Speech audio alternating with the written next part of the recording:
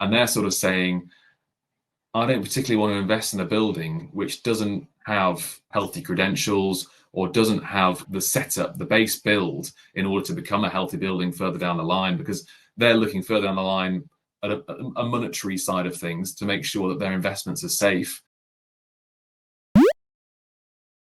You are what you eat. Not literally true, but technically, yeah. Bad eating habits are just one way to get yourself into ill health, but not the only way. It'd be quite simple to stand here and reel off all the things that are good for us and those that are classed as bad. From food to the amount you sleep, the exercise you do, what you drink, the content you consume, and even the company you keep. Keep listening, please. There is one factor that doesn't roll off the tongue quite easily, however. I'm talking about our environment and the buildings we utilize to work, rest, or play. We spend around 90% of our time indoors. And even when we're outside, this can be made up of commuting, taxiing, or doing general life admin, such as shopping. That's all still internal. Even then, we're still in the environment, the built environment that we've created. There is simply no getting away from it. Yet we pay little attention to how this may be impacting our health and well-being. So it's about time we did. Fortunately for us, our guest today knows just how much the built environment can affect our health. Will Stewart is a well-accredited professional, AP, and chartered commercial property surveyor, working as a health and well-being consultant at Eckist. Will previously worked in property investment and development for 6 years, has an MSc from the Bartlett School of Sustainable Construction, and now specializes in advising developers as well as contributing to a RICS document on how to create places which positively impact the health and well-being of their occupants. Currently, Will is advising on the implementation of the health and well-being strategy on market-leading office spaces across London, as well as managing a well-standard application for several London co-living schemes. Quite a lot there, Will. Welcome to the Yeah, podcast. And is there anything that I thanks missed very off that much. intro you'd like to add? I think you've pretty much covered it, Peter. Yeah, so thanks very much.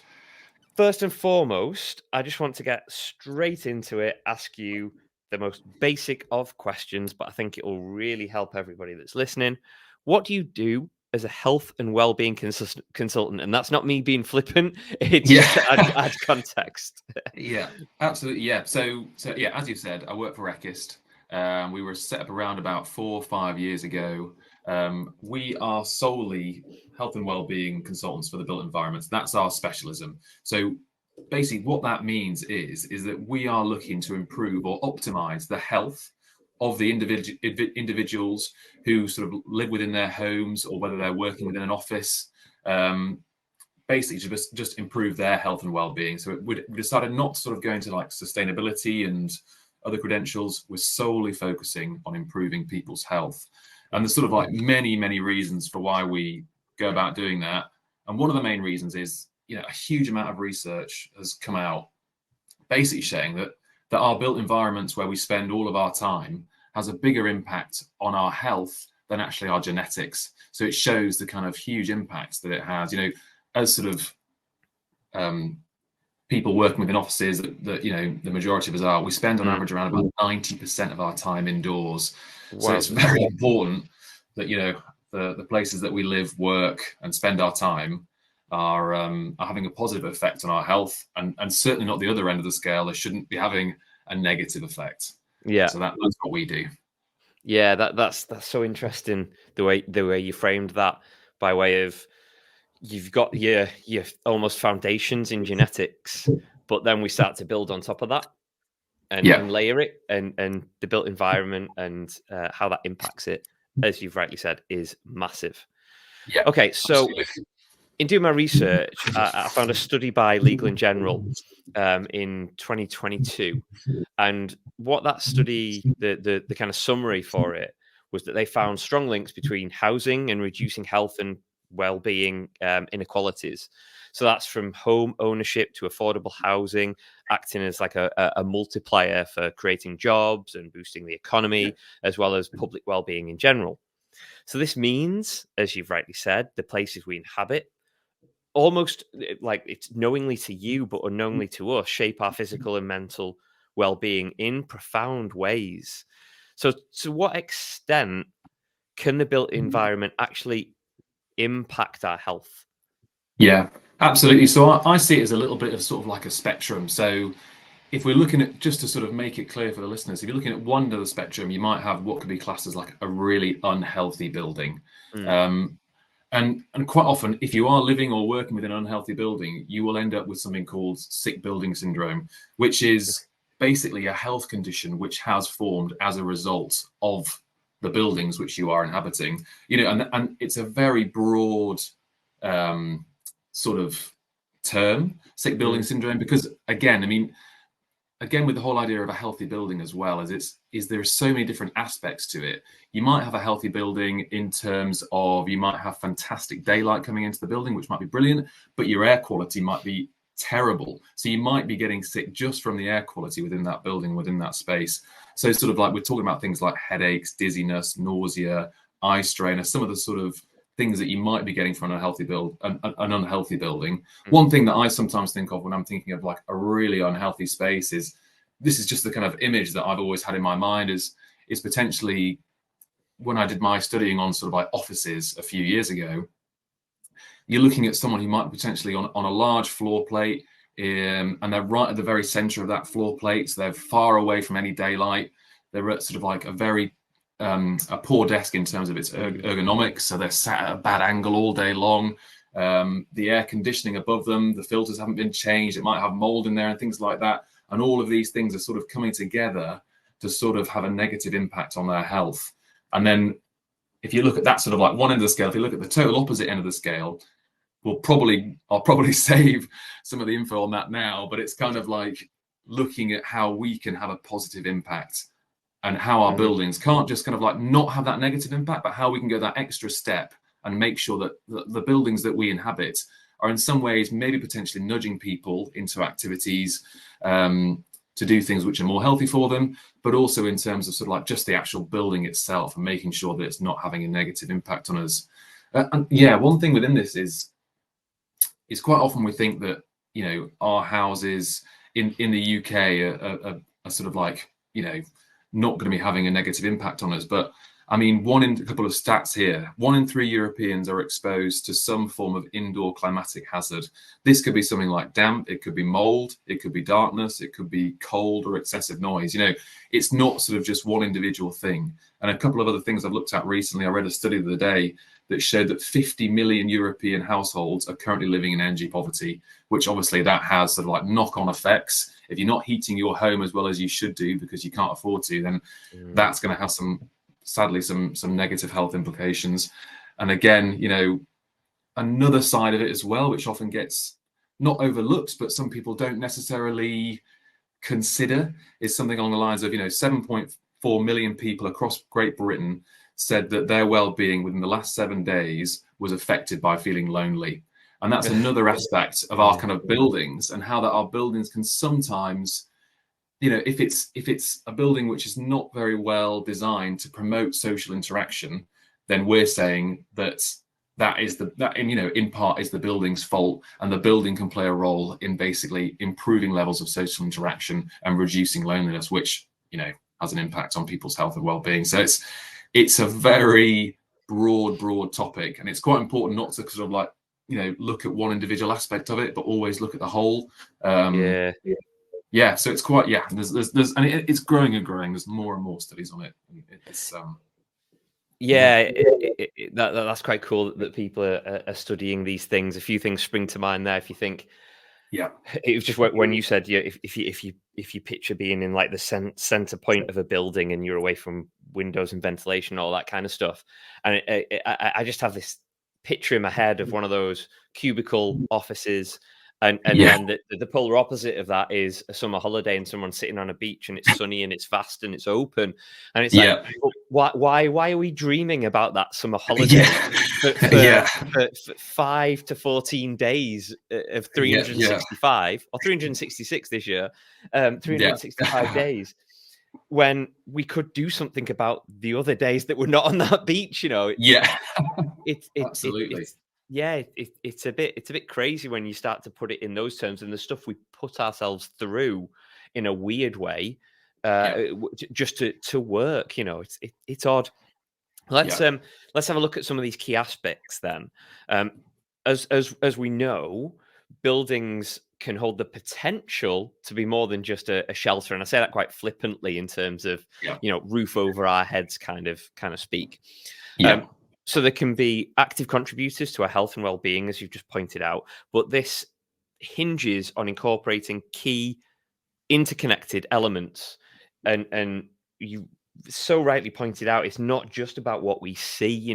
It's the mental as well as the social. Feeling lonely is a massive part. I yeah, remember working in an office, and I'm sure I've mentioned this on the podcast before, so apologies if I have, but in a 15, maybe a bit long, but say 50-meter space to get to somebody else's office, like logistics, you had to walk up a flight of stairs and go through 5 doors, like in wow, like yeah, 50 meters, like craziness. And each door is a bit of goodness, friction, isn't it?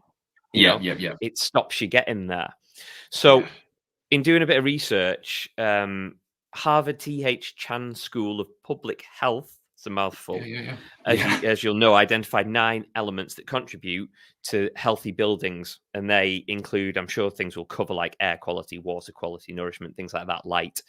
So yeah. can you elaborate on the key aspects of creating a healthy building for us?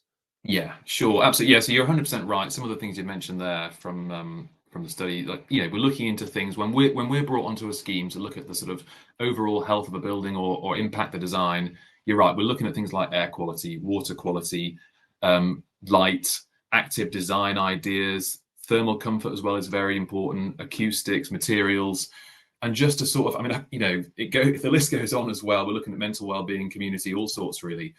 And obviously, I can't go into all of those, or else we'll be Yeah. here probably for the rest of the day.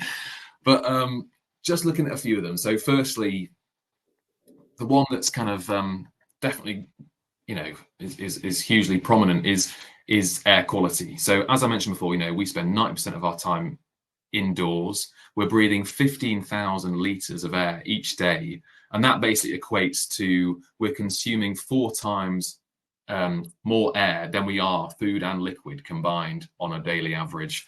Um, and the sad fact is that overall 99% of the global population currently breathe air which is in excess of World Health Organization Mm, guidelines. So a lot of the air that we're breathing is not up to standard really. It's got contaminants in it and it's got pollution in it as well.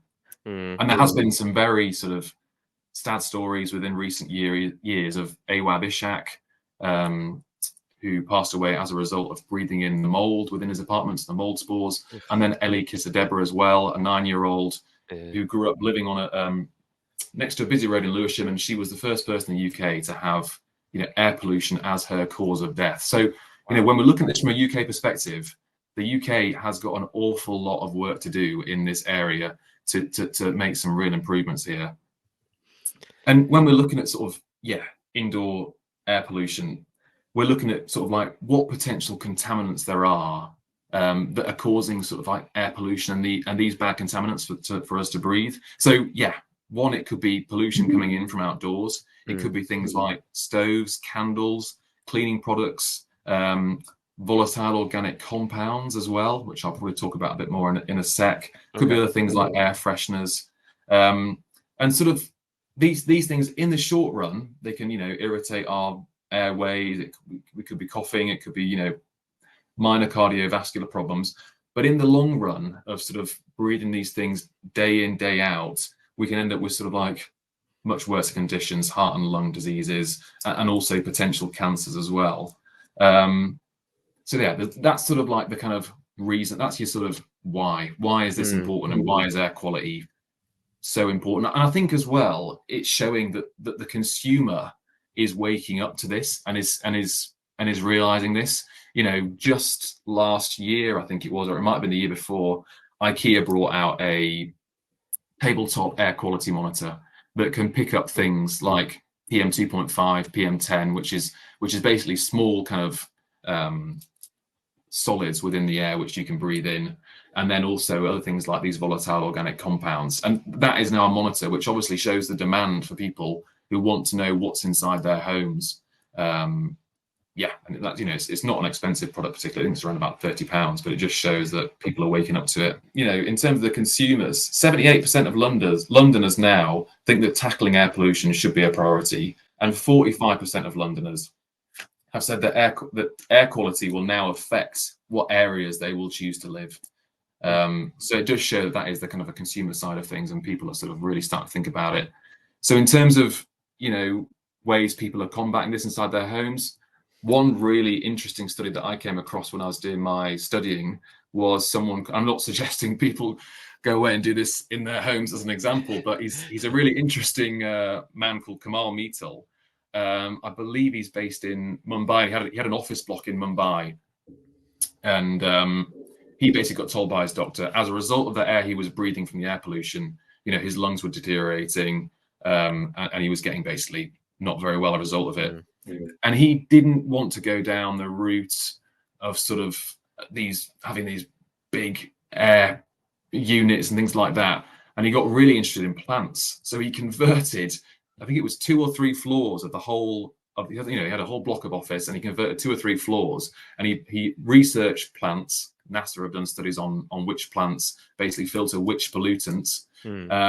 And he used that to kind of like circulate the air. And in the end, he managed to create the cleanest air in Mumbai within his office as a result of having all of these plants. It shows the power of plants within spaces in terms of filtering space. Yeah, it's really cool. I think he did a TED talk, which is really interesting to have a listen to if anyone's interested. But in terms of the things that we'll look at Ecist, obviously plants are important, but we're looking kind of like most of the time with mechanical ventilation systems with filters, which to be honest, I think, again, the UK, we are a little bit behind on in comparing us with sort of the rest of Europe.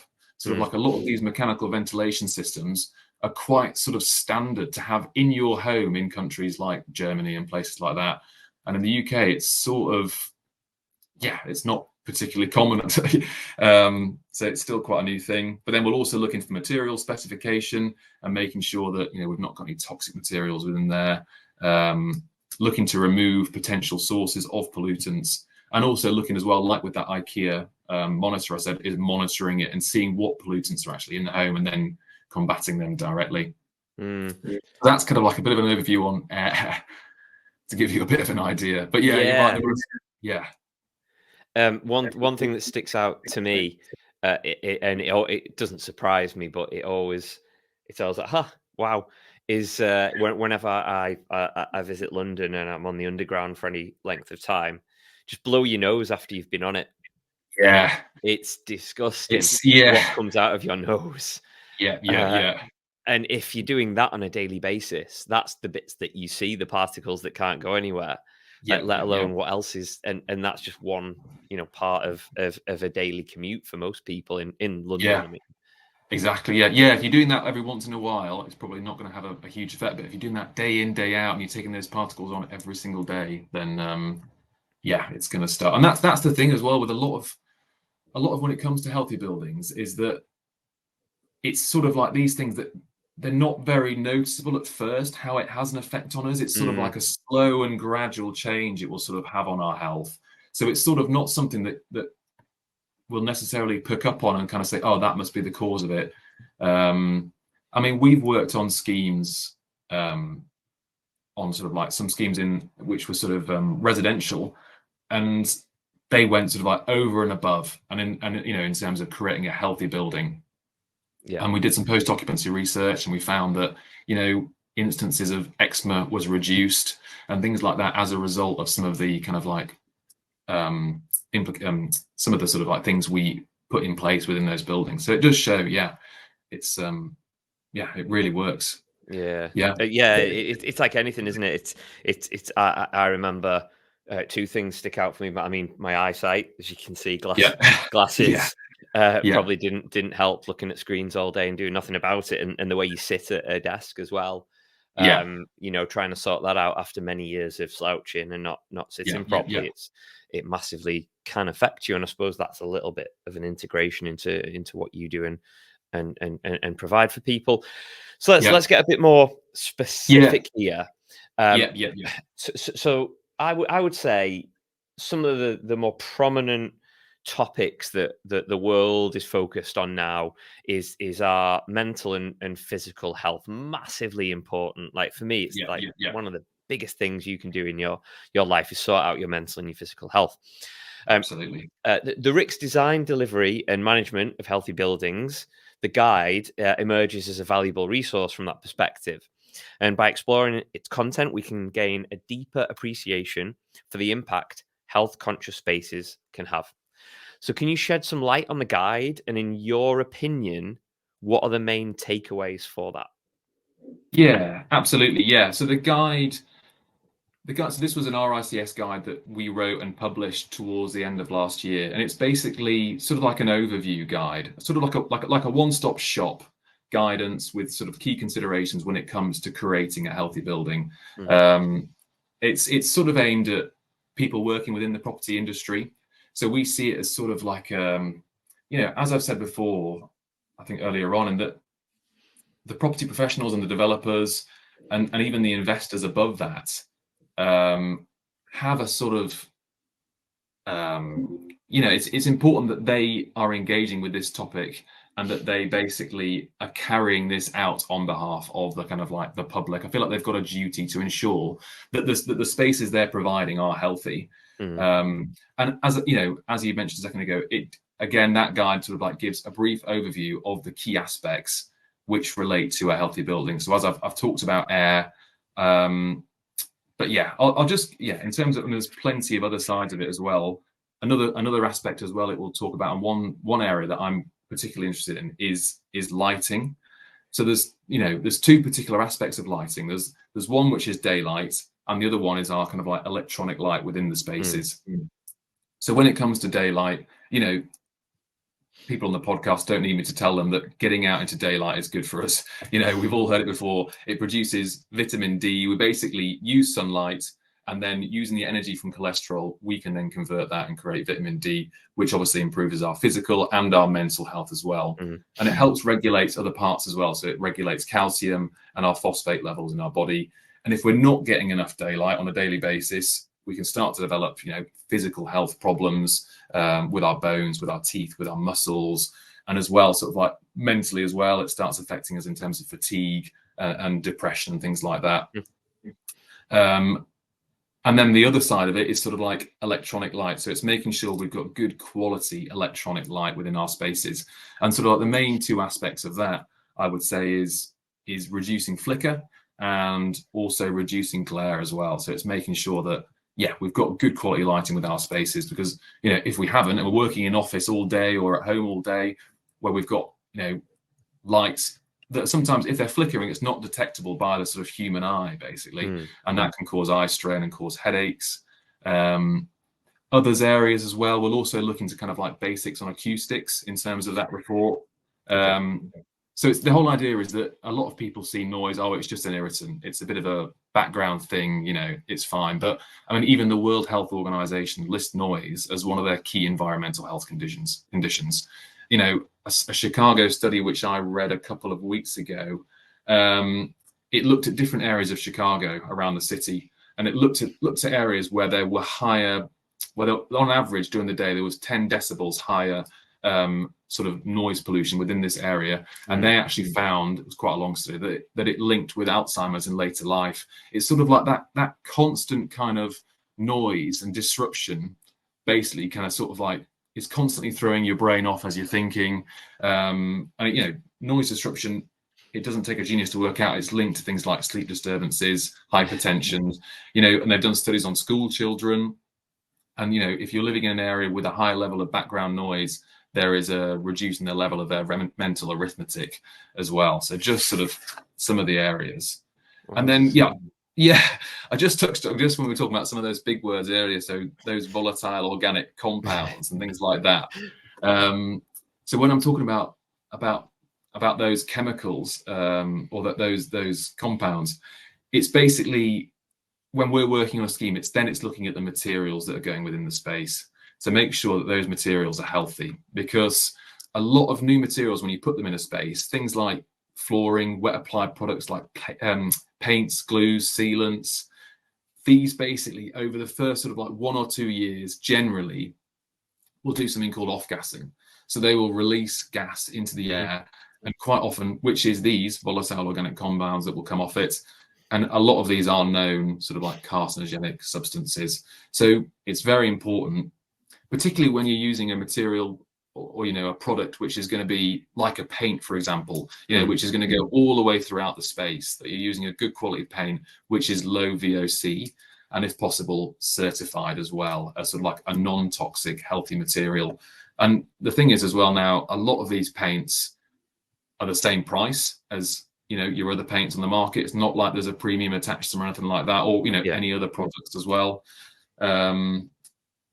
So they're the sort of things we'll start looking into. We'll also look as well into sort of like biophilic design is quite a big part of it. So yeah, what's that? So biophilic design, basically, when you're talking about the idea of biophilia, it's basically that we as humans are intrinsically linked to the natural world. So when we are within nature and surrounded by sort of like natural, nature itself, it basically, we're much calmer and we're much more comfortable. And there's been endless scientific studies to conclusively prove this, basically. But on the sort of like statistics side of that, so 1 in 8 British households don't have any access to green space currently, whether that's private space or shared space. Okay. And sort of like a study I read last week from the Office of National Statistics showed that every £1 spent on improving outdoor space, that is £12 then that can be saved in the long run by the NHS. So it sort of shows that just doing those little things can have such a big impact. And as well, it doesn't necessarily have to be, on developments we're working on, you don't necessarily have to, build a park. If it's within an office space or within your home, it could even be just kind of like introducing more natural materials within the home.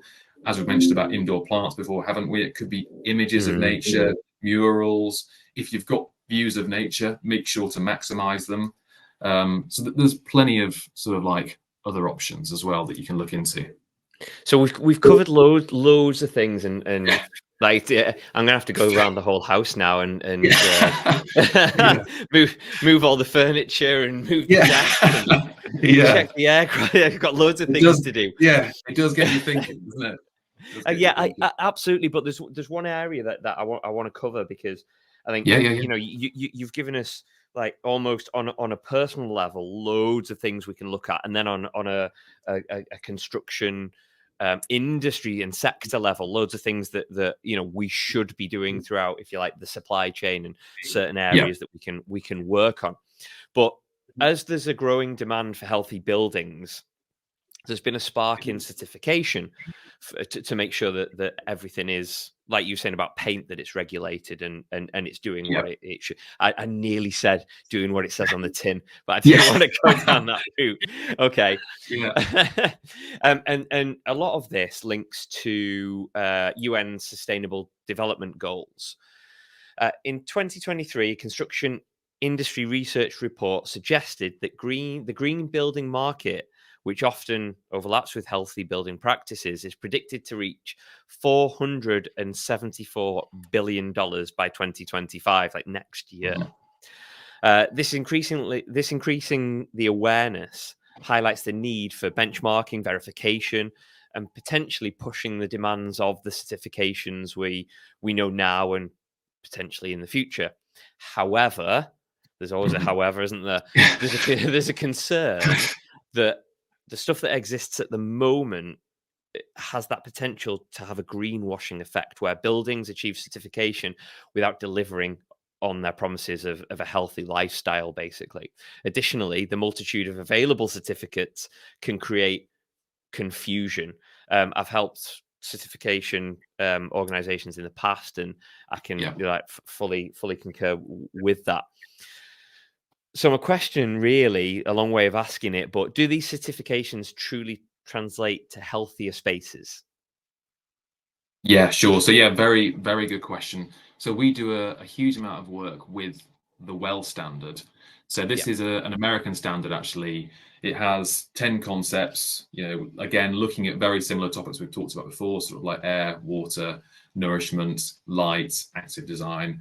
Um, and yeah, I mean, in terms of kind of its robustness, it is a very robust standard, is the WELL standard, in ensuring that basically does what it says on the tin. Basically, it will create a healthy building. And one of the main reasons that the WELL standard is sort of like so robust is, I mean, firstly, everything is supported with scientific research. As with all the work we do at Eckist, we will never just recommend anything for, oh, because we think it'll look nice or something like that. Mhm. Everything is always supported by sort of like academic study, and that's the exact same with the WELL standard.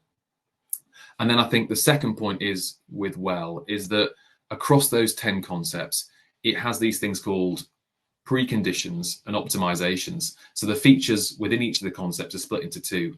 And basically, if you're going for, for example, let's say a healthy office, you must meet those preconditions within air, within water, within light, within nourishment. Because if you don't, you'll fail, and you won't even, you'll fall at the first hurdle. You're not going to get WELL certification. That's the end of it. And then basically the optimization points are where you can go that step further. So then you can start to look to achieve higher levels of bronze, silver, gold, platinum. And basically, if you're walking into a WELL platinum building, you know that building is, an exceptionally healthy building. But even if you're walking into it and it's a WELL bronze building, you still know it's met the basic preconditions. And as well, the thing with it is that those preconditions are spread across the 10 concepts. So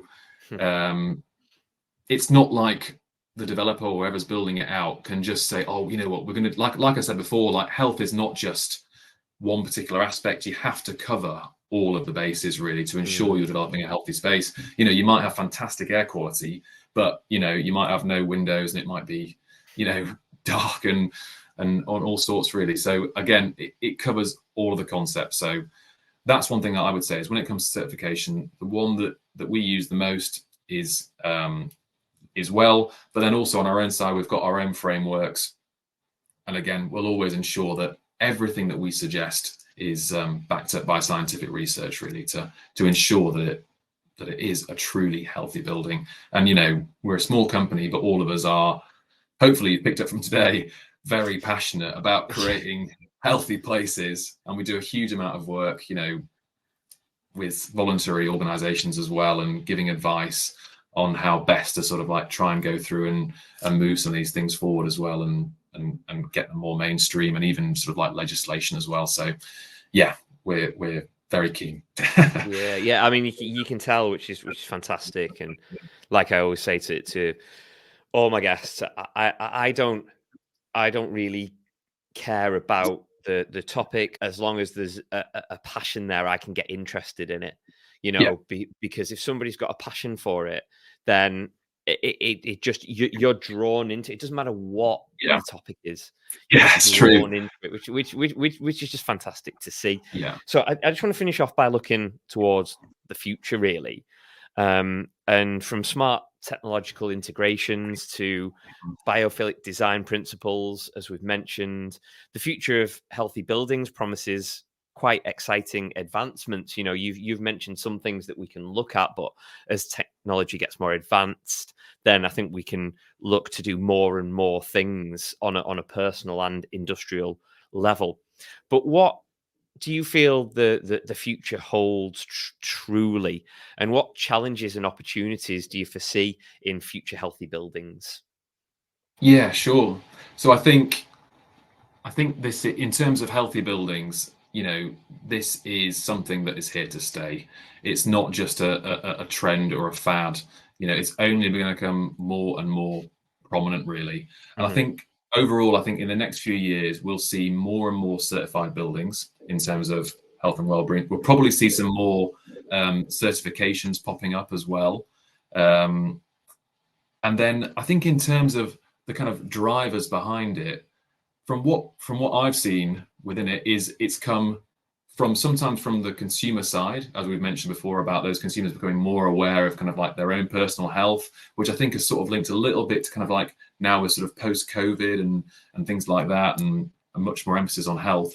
But I think as well, it's also coming from the opposite end. It's also coming from the investors on the investor side who are investing in these developers, and they're sort of saying, I don't particularly want to invest in a building which doesn't have, you know, healthy credentials, or doesn't have kind of like the setup, the base build in order to become a healthy building further down the line, because they're looking further down the line at a monetary side of things to make sure that their investments are safe, I suppose. But I mean, that again, that is driving the change and pushing the developers from both sides in the middle to do developments which, you know, improve people's health. And there are also, you know, a number of developers out there that we work with who are, you know, want to make these changes and are keen to put together these developments.